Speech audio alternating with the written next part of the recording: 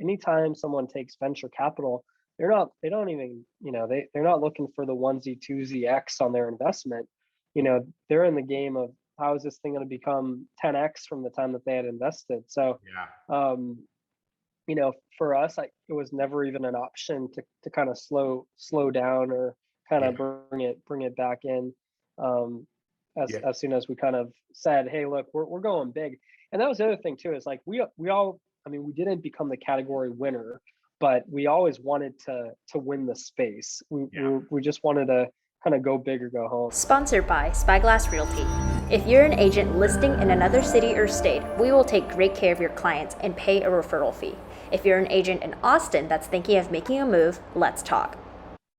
All right, I am here with Zachary Maurias. He is the owner and founder of Sunroom Rentals, and previously the owner founder of Favor, which is, if you live in the Austin area, is an app that we all know well. And I believe you guys had sold your company to HEB. Is that correct? Yeah, okay. About 4 years ago. Cool. Well, let's start and tell us about Sunroom Rentals, and tell us briefly with what you guys do, and then we'll build up later and get your whole story. But what's Sunroom Rentals for those that don't know? Sure. So Sunroom is a leasing only brokerage that's using technology to make the process of leasing homes and apartments a lot easier. So Sunroom partners with busy agents and brokerages to do all of the legwork involved with getting a tenant for a property. So, that could be anything from setting up the yard signs to processing applications to helping to have tours get facilitated. We do everything involved with leasing. And we've built out apps and tech so that you can follow along and see how that whole process is happening. Awesome. Cool.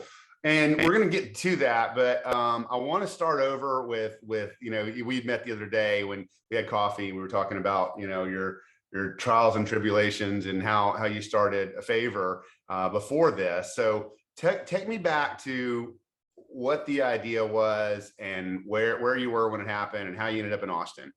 Well, first of all, before that, where are you from originally? Yeah, you got it. So a little bit about me. Me and my co-founder, Ben, are both from the same small town in New Hampshire. That's where we grew up. And we've had quite the entrepreneurship journey over the past decade and change. So way back when, my co-founder was actually the one that had came up with the original thought for Favor. So he was delivering pizzas out where he had gone to school in California and said, hey, this is great delivering pizzas from this one place, but what if we could deliver from any place?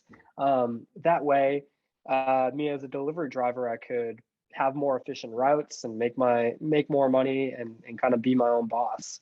And that was kind of the first thing that got us the bug of entrepreneurship. Was that inspired by Uber? At the time, there wasn't much of any of a gig economy yet. Yeah. Some of these thoughts of like, Uber or Lyft, they hadn't started, and they wouldn't start for a bit longer after. Yeah. You had said Uber, like way back when, one of the people that had just got their business off the ground, maybe like a month or two before us, was the guy that started Lyft, Logan Green. Uh-huh. So that whole industry of how could you use your phone to kind of clock in and make money, that was just beginning. And where were you guys at when he pitched you on this idea? Where were you located? So I was finishing up school. I had gone to school in South Carolina, and I was poking around thinking about getting a job, like most college grads. And so I was kind of shopping around, and he's like, no, stop all that stuff. Come back. We're going to set up shop in my parents' basement, back in our hometown that we hadn't been living in a little while. And back then we're like, man, I don't even know exactly where to get started. And so we had gone to Barnes and Nobles, and we got a Coding for Dummies book. Wow. And we said, okay, well, we might as well just, learn how to try to build some of this stuff. And I remember the first problem that we ran into was one book, but a couple people trying to work on it. So we got a kitchen bread knife and we cut the sections up. And like, Zach, you can pick up some front end stuff, and Ben's like, give me that back end section. I'm gonna learn PHP and Wow. MySQL and some of the other things to build out server side database structure. So yeah, straight up textbook. Wow. So did you start it? So when you were determining of where you wanted to like start this business, how did Austin come into play? Yeah, Austin is a bit random. Two guys in New Hampshire, and Ben was going to school out in California at the time. We were trying to do a pilot out in California, in Central California, and it being a food delivery thing, we needed to have a car to do that delivery. And Ben's car just died, so I had to get my car from New Hampshire all the way to California. And I kept hearing about South by Southwest and other cool things with tech, so we ended up kind of taking a bit of a longer route, the scenic route, to get to California. And when we were in Austin way back when, it was one of the first times that everyone was like, wow, this is going to be something. I could totally see how getting tacos and beer brought to you in a click of a button could be a big thing. And then we kind of got checked it with the data. We're like, lots of college students. You've got kind of an emerging tech scene. It wasn't as big as what it is now, kind of flash forward a decade later. But back then we even saw that there was starting to be some of that stuff taking form. So did you have like seed funding I know you guys kind of built it on a shoestring, but did you buy like did you have some people like supporting your living habits until then? It took us a couple years of having really little resources. The school that Ben was going to gave us a small grant of $7,500, and then we had to raise like an incredibly amount of kind of friends and family money. But I mean, I'm talking like pennies. But at the time that we had showed up in Austin, Ben was sleeping underneath his desk, and we were living on yoga mats out in California, so we didn't have a lot. We had gone on later to raise money to help us grow, and had raised something around $35 million to scale it. But it definitely wasn't clear in the early days that was going to be a thing. Yeah. So, and I think you told me the time you guys were you guys delivering pizzas during the day and working at night? Is that what you're doing? Yeah, code by day, be working on the product. And then I always think that the best way to learn things is by being on that front line. Like get that firsthand knowledge. And one of the most important things for us with that company was to have the delivery drivers provide a really good experience, and to get lots of drivers that wanted to have it be the way that they would make money. So we would deliver by day, code by day, and then deliver by night. And I had done over 500 favors myself, bringing a few terries to people, after a night out at the bar or whatever it was, and kind of learning. It was cool because you would build the feature, and then you would get to use it that night to see if it was working the way that you'd expect it to. Wow. And so how did you get the word out to the consumers about Favor? So we were at an interesting time in digital marketing. Facebook had just had their AdWord, or their ads program, and then Instagram ads hadn't even been out yet. And so we had some first movers of being able to run digital ads on those platforms. And one of the things was we would always try to figure out what were the main food items that people would want in town. So one of the first ads that really got humming was a Torchy's Tacos ad of a taco, that people, it's like, if you would want to see the ad and it would make you want to lick the screen, we knew that we would have a good campaign running. Wow. So you were literally getting people that saw the ad, were hungry right then, and wanted, because especially Facebook ads are still relatively cheap, but back then they were like nothing, right?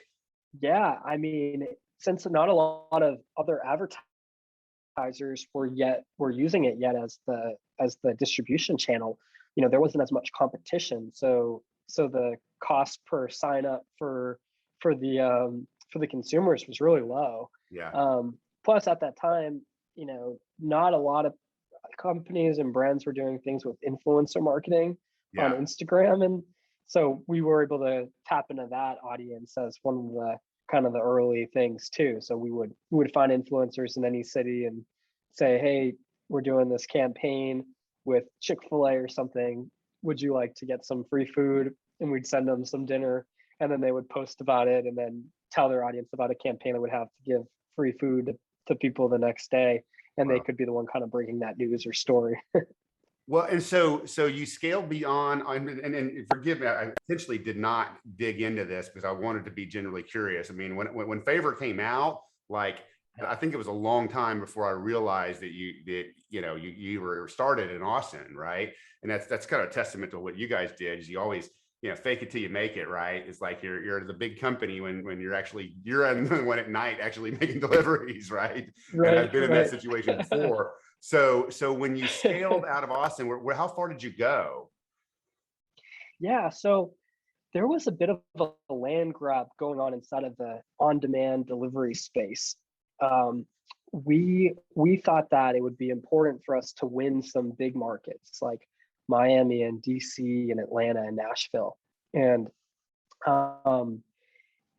and what had happened back then was there were a lot of other companies that were starting to get out nationally. Some companies like DoorDash and Postmates. And so the competition in some of these cities was super fierce. I mean, it was kind of like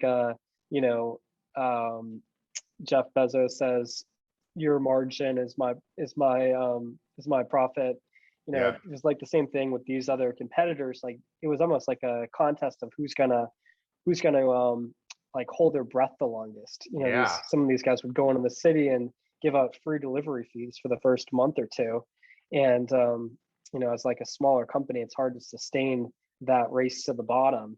Favor had expanded outside of Texas. We broke out to a handful of major cities, and we're operating in, some of the big ones like Miami and Atlanta and Nashville and DC. We even actually opened up Toronto as a market at one point when we were doing a pilot with McDonald's. Yeah.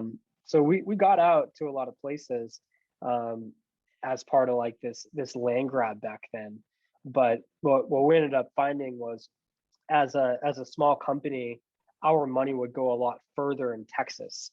So we ended up having to retract and exit a lot of those cities and then kind of double down on Texas. So when you were doing this, were you making the partnerships with the restaurants, or you were just saying, we're just going to get you whatever we want? So merchants became an important partner as the company grew. We knew it was a natural fit because we had been bringing them so much incremental revenues, but we wouldn't start off with the partnerships in many cases. And we found it was harder to have those conversations with the merchant. It's kind of chicken and the egg. Yeah. If you don't have anything to show yet, they're like, well, I don't want to hear from you. So we would actually start without making partnerships. And then the company had scaled quite a bit before we started to have deep relationships with the merchants. They ended up becoming a good natural partner, but it wasn't until pretty much later. Yeah. And so how are you getting the drivers on board for this?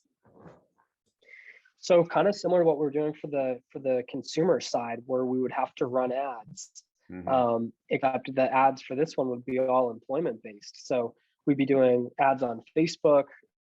We'd be doing kind of content marketing, talking about some of the people that had this as a job, and then we'd be posting on Craigslist and these other places. And I mean, you have to kind of imagine, like, these were pretty big numbers. I mean, at the time that we had sold to HEB, we had about 50,000 drivers that had signed up, got an account created, gone through training, and people were picking up jobs, yeah. From their phone.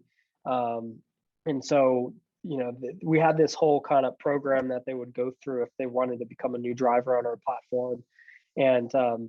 And we had different teams that were working on helping kind of drive awareness at top of funnel, and then kind of filtering people through, going through a screening process, and then doing different things to get their account set up. So imagine the first 5 years, you're like working your ass off day and night, right? Oh And yeah, I mean it's a grind. and I've always tell the story, like, when for me, there's been plenty of times, scaling this business where, my wife was like, are you sure you want to do this? Like, maybe you should just go smaller and just have a team of like 6 people. I mean, it was just such a, it's hard to get on to see the other side when you're working your ass off and getting there. Was there ever a moment when you were like, you know what, I don't know if we can do it? Oh, I think that happens so often with entrepreneurs if they're trying to push through. I mean, there's uh, one of the things that my co-founder says is you have to be foolishly optimistic. Yeah. And I think you do. You have to just always have a positive outlook. You're going to get through this and get to the next point because it is so testing. Yeah. I part of it too though is at a certain point there almost is no failing. You like you can't give up. You've taken money from other people, and so you have to press on it. And even the types that, like, if anytime someone takes venture capital, they don't even, they're not looking for the onesie twosie X on their investment. They're in the game of how is this thing going to become 10X from the time that they had invested. So for us, it was never even an option to kind of slow down or kind of bring it back in. As soon as we kind of said, hey, look, we're going big. And that was the other thing too, is like we all, I mean, we didn't become the category winner, but we always wanted to win the space. We just wanted to kind of go big or go home. Yeah. And it's the same thing with me. Like, it's fine. The reason I asked that question, my wife brought it up several times, but for me, it was never an option. Like, I knew in 2015, I decided I was going to get out of, at some point, get out of being a real estate agent. And so once that path was charted, there was a lot of ups and downs, but never with like, I was like, no way, what are you talking about? I'm not doing that. So tell us about HEB. How did that come to fruition? Yeah, so HEB is this really interesting company. If you're in Texas, everyone knows about HEB. Yeah. But you go to other places around the country and people are like, what's HEB? I mean, they're such an institution. Like, they are the biggest employer in Texas, last I checked. And, in a lot of these small towns, they're the only show in town. They're bigger than a Walmart or something like that. I mean, people use them as kind of the cornerstone of the essentials for the household. Yeah. And so they have a strong Texas footprint. We got connected with HEB because they wanted to start to do some last mile delivery. So they had a way to order groceries on the HEB site, and they wanted to have someone that could fulfill picking it up at the store and then bringing it to the customer's home to make it a little bit more convenient. And so they elected to have Favor be the partner for that. And so that's how we kind of started the relationship. As things had evolved, it was an interesting time because Amazon had purchased Whole Foods. Yeah. And anytime you got Amazon kind of on your turf, you're going to be a little bit concerned about what the next 10 years is going to look like and what the future of grocery delivery and all these other mobile ordering types of things are going to look like. So it was at that point where they knew that the Favor tech backbone and the team that we had been establishing was incredibly strong. Yeah. And anyone who's hired a lot of engineers and how to get product designers and kind of do all of the internal tooling will be like, yeah, that is a really hard thing to build from the ground up. And HEB knew that we had it, and so that we could be a really good strategic partner, especially with the consideration that we both were so deeply penetrated in Texas. Yeah. And so and I remember, now that you tell me that, I remember that happening fairly soon after. It's like, okay, Whole Foods and Amazon made a power move, right? And their executives were like, we kind of need to make a power move too, because this is our turf. Right. And so how long does that negotiation go on for? We had been talking for a couple months, just making sure that would be a good fit, like a big kind of partnership like that is a marriage like anything else. So, Yeah. it's a bit of a process. And was that always your intent, was to do an exit like that? You know, a lot of people they think like, oh, are you kind of building to sell, or are you trying to have a company that gets big and profitable and try to make some money off it? But we had never been motivated about those things. We just knew, like, in pursuit of having a good experience and trying to grow that, good things might come. And we didn't know when it would happen or what that would look like. Honestly, if you had told me years ago that HEB would be the one that we'd finally partner with on it, that wasn't exactly the partner that I was expecting. Yeah. It was there was a time. It was actually kind of interesting because there's another retailer, Target, that had purchased another company that was kind of doing some on-demand delivery. This one for groceries called Shipped, and they had a big exit. But again, another retail tech combo. Yeah. That you wouldn't really expect being natural fits, but it just worked, and they were kind of a series of those things. So, and an interesting outcome. And so how big was that moment for you guys when you inked the deal? And was that like just a huge accomplishment? It seems like a huge accomplishment, right? Yeah, it was a big deal. It's life changing. It Yeah. is really cool. Um, it One of the things that was special for me was, not only was it life changing for Ben and I and some of the early investors that we had, but it was life changing for a lot of the employees in the company. Mhm. Like, there were people that got stock that, there's this one guy that I love from Favor, and I love it because it's such like a great story of kind of like the American dream about how you can just kind of work hard, plug ahead, and then have a really great outcome. When he started with us, Spin was a full-time pizza delivery guy, at a pizza place, and then he became our first driver. And then when we had to figure out how we were gonna get a lot more drivers on, we turned him into an operations person. Yep. And then, as he wanted to kind of grow his career and learn tech things, he figured out how to become a business intelligence analyst and how to learn SQL and these other things. Wow. And so we'd always be like, and even he even was a city launcher for a little while and got to go explore all these new places. And then when we sold, he did really well and was able to buy himself a brand new house, and life changing type of thing. And there's lots of people like his story. So Yeah. it feels really good to just have been a part of that. Yeah, that's awesome. So you had, I'm sure you had a couple year period where you had to stay on and work with them and to integrate all that, right? And then, so take me through how long that lasted, and then where was the point where you said, all right, I want to move on to this next venture? Yeah. So that's true. A lot of times when there's a company that's merging with you, there's kind of like this golden handcuff period that has to happen. We were kind of in an interesting place where we had just built out a lot of the kind of other core team members around me and my co-founder Ben, and so we knew that this thing was going to be happening in the not too distant future. And so we were kind of making moves to have that entrepreneurship itch getting scratched again. So me and Ben were talking to each other at night, thinking like, what we had this big win for food. What's the next thing you want to work on? And so we were talking about wanting to start another company, and we're kind of going back and forth about what that might look like. And we ended up landing on wanting to work on housing because we thought that it was such a big part of the consumer spend wheel.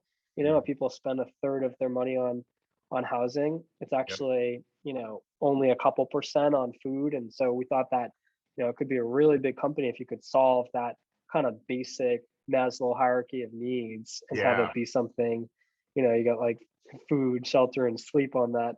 All of those things are, massive categories. And we're really interested in consumer, and because it can impact so many people's lives. So, we're kind of circling around what are some different things we could work on inside of that.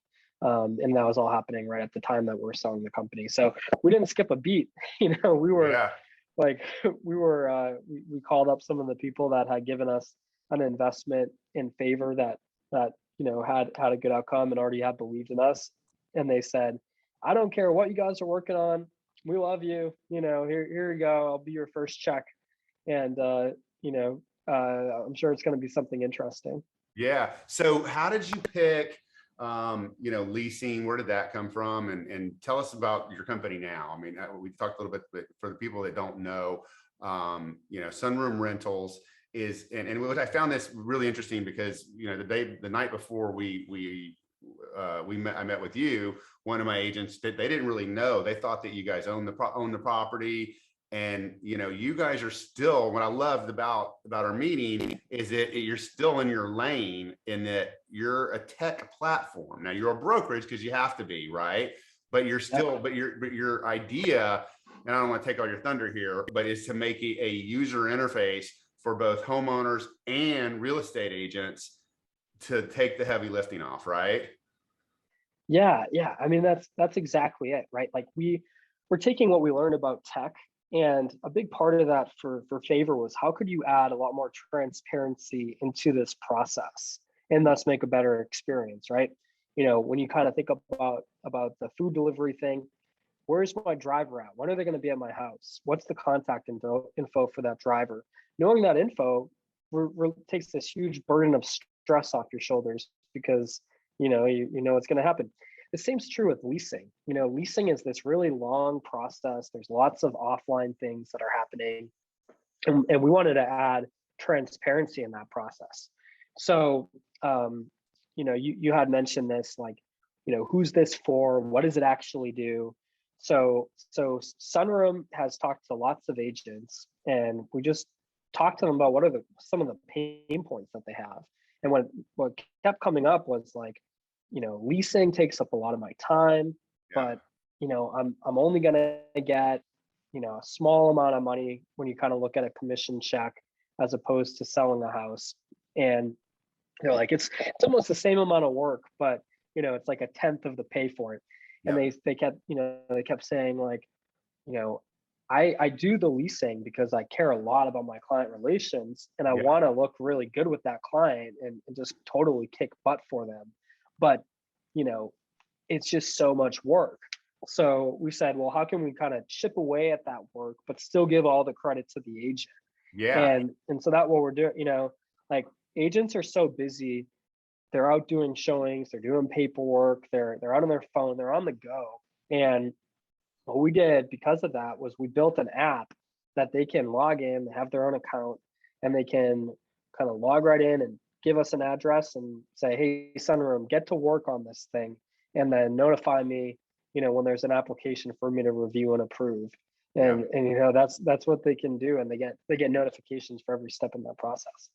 Right. And so what you're doing for the agent is, you have two different ways to refer, right? You have a partnership with the agent, right? Where they're using the portal, but they still take they still have the control over the client, right? Where it's almost like a portal that they're using instead of, shopping it out to a different broker. And which I think which is really important for agents because like your goal isn't to take that client and you have the repeat thing on the client, right? You just want to be the service that the agents use. Okay. Exactly. I've never seen anything like it. I think it's genius. Now, if the agent is worried about, if they're not worried about it, like, I don't want anything to do with this, then they can refer that over to you completely. Right.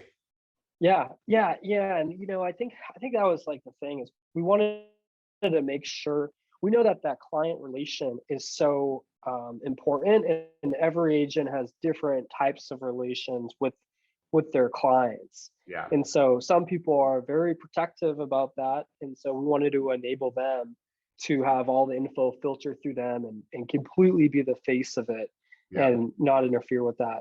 And then other people are like, hey, look, I'm too busy. I don't even want to deal with it. Like, you work directly with this owner, and it's kind of more like a pure play referral type of thing.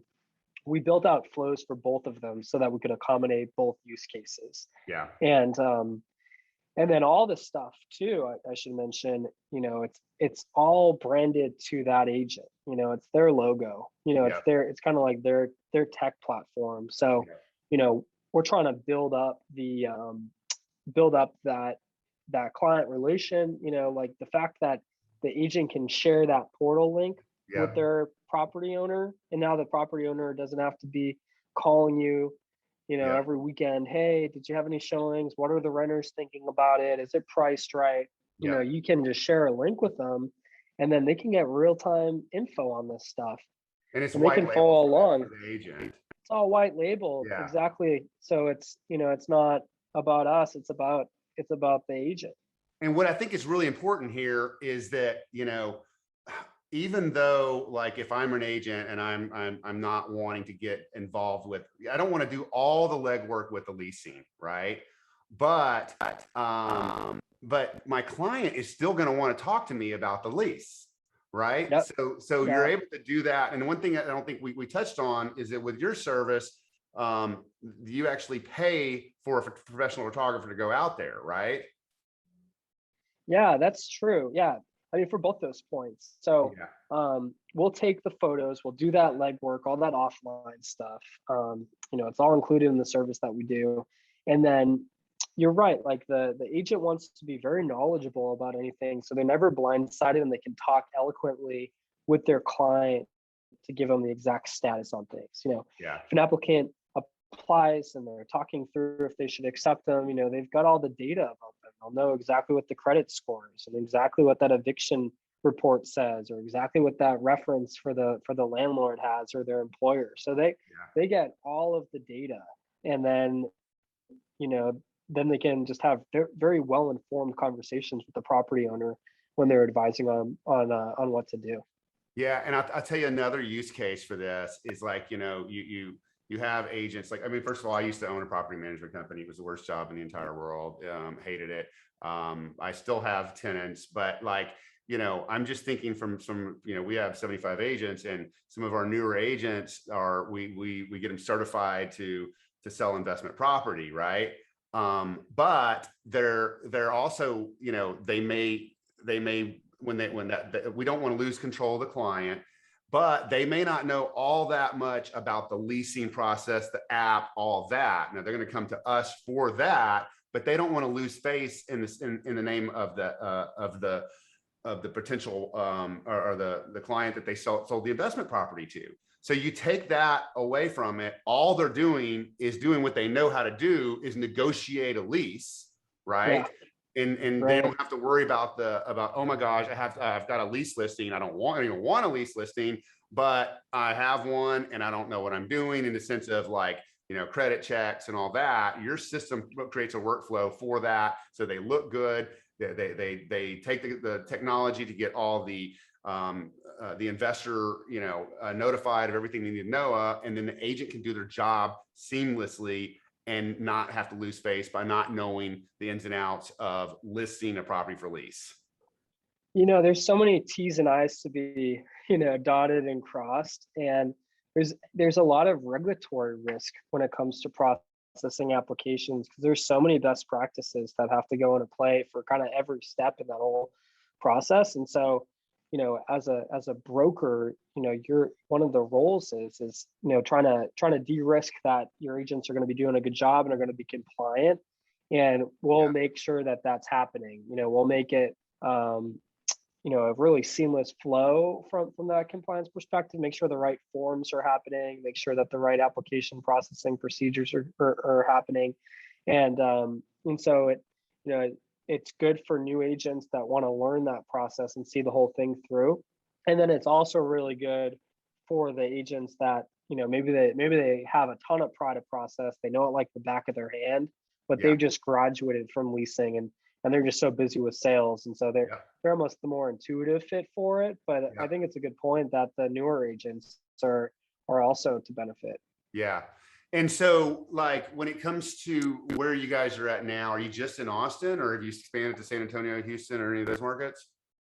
So we now have leased more properties than anyone else in Austin as Wow. the first city that we've kind of been, having as our backyard proving ground. Um, we just opened up San Antonio and Houston as the next cities, and now we're on our way. We're starting to get going there and have had picked up a good amount of clients. The next city that's on our radar is going to be Dallas, and we're hoping to get out there, by end of year or maybe early next year.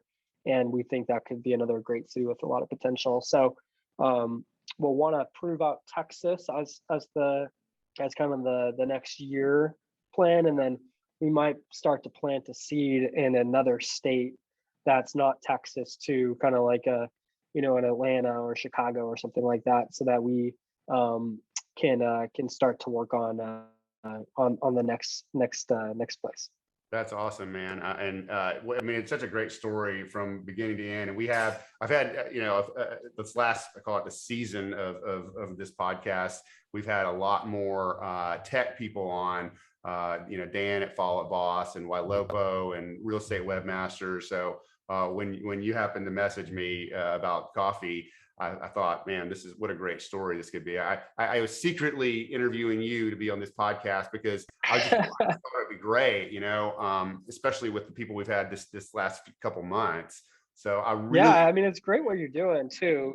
I think the word's getting around about your efforts of trying to figure out like how you can have tech tie-ins or brokerages. I've bumped into a lot of different agents and brokers that are like, yeah, Ryan knows his stuff. He's always thinking on the front side of things and how to be innovative as a brokerage, and how to, there's some kind of old school quadrants of real estate that are like, kind of fearful of tech, but you have this much different thought where you're like, technology is happening. How can we just kind of, wrangle it and put it into the best use for us and kind of filter through the noise, because there's a lot of technology that's just crap.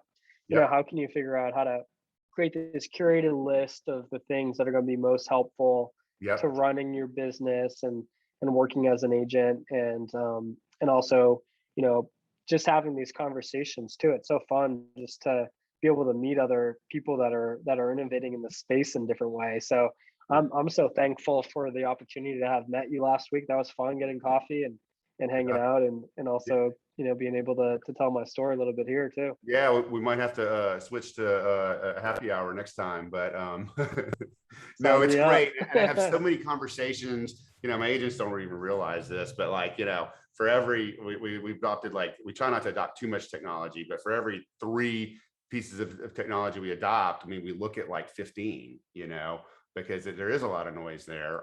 What I think you're doing is great. I think it's a really getting to know what you're doing is like you're staying in your lane, which is a big thing for real estate people, and you're adding a service. And the fact that you're a brokerage is almost by necessity. You know what I mean? Right. Like, if you could do it any other way, you would. And I think that you're, when you see your product and how it's used, it's genius. And I wish you all the success. And we'll definitely be pushing this out to our team, because I think that they can be better served with what we really focus on, which is sales. So thanks for being on our thing. And it's great too, because people don't like the leasing, and we don't want to touch sales. We're never going to sell or anything. It's like, that's awesome. Center lane, leasing only. And it's like, one man's trash, another man's gold. We love the leasing. Bring it on. Absolutely. So how does anyone that's listening to this, how do they find you? Where would they find out more about your company, and how, if they follow you, or where do we find you? Great. So just go to sunroomleasing.com, and there's a little button in the top right. You can sign up, create a free account, and then on that page it tells you a little bit more about what the service is, and how to get going and submit your first property, and answer any of the questions you might have too. Awesome. And then something else I should say about that, I think what a lot of times when you're thinking about a new technology or adopting a tool, you might have questions, and you might want to get walked through something. So all the time we'll do portal walkthroughs with people where we just give them a live demo and talk through any questions they have, and have kind of like an interactive little Zoom call like this. And we've got a whole team that helps out with onboarding. Okay. Awesome. Well, that's fantastic. And thank you so much for being on our podcast today. Thanks, Ryan. Yeah, I appreciate it.